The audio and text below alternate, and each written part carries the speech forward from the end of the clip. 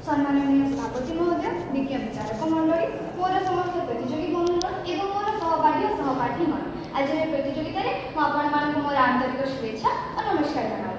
तो आज प्रतियोगितार विषय वस्तुटी होछि समृद्ध ओडिशा गठन धंदामूलक और वैषयिक शिक्षा। तो यह विषय मोर संक्षिप्त वक्तव्य प्रदान करने शिक्षा शिक्षा होछि मानव जीवन आधार।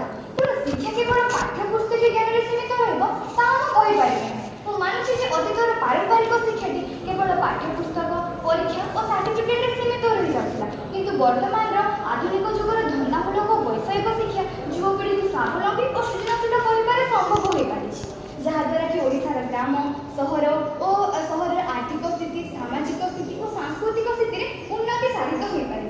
से धंदामूलक शिक्षा और वैषयिक शिक्षा को आखि आगे रखी कहुई education should not only make us literate, education should not only make us literate, it should be make us employable and capable. It should be make us employable and capable.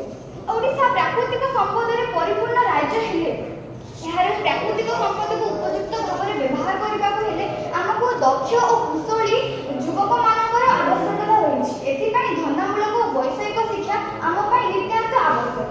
धंदामूलक शिक्षा कहले वाणिज्य हस्तशिल्प कृषि आईआईटी इत्यादि को आम बुझी था। ए धंदामूलक शिक्षा द्वारा युवक युवती मान स्वावलंबी हो पारे, से दैनंदिन कार्य सक्षम हो पारे। यह द्वारा आम देशर बेरोजगारी संख्या कमी पार और छात्र छात्री मैंने ज्ञान कौशल लाभ करें और यह ओडिशा एक समृद्धशील और सृजनशील राज्य में परिणत कर धंदामूलक शिक्षा मैंने आनुष्ठानिक कार्य पद्धति जहाँ छात्र छात्री मानक एक निज धंदा आरंभ कर सहायता करमिक मरामती काम सिलाई काम ब्यूटी पार्लर ड्राइविंग हस्तशिल्प वाणिज्य और अनेक कार्य दक्षता हासिल कर वैषयिक शिक्षार आवश्यकता कौन आप समस्त जानते आम देश में बेकारी समस्या बढ़ा लगी कमाई जब आमको आम देश को आगक ना पड़ो तेज आमको वैषयिक शिक्षा को आपणा पड़ो। वैषयिक शिक्षा कहले कृषि शिल्प इंजीनियरिंग रोबोटिक्स टूरिज्म इत्यादि को बुझा जाए। वैषयिक शिक्षा युवक युवती को प्रायोगिक दक्षता और वृत्तिगत निपुणता दे थाए एवं नूतन व्यवसाय नूतन स्टार्टअप नूतन प्रजुक्तिविद्या उद्यम प्रेरणा दे थाए एवं ओडिशा को समृद्धशील सृजनशील स्वावलंबी राष्ट्र गठन कर एक मुख्य अंग होता है।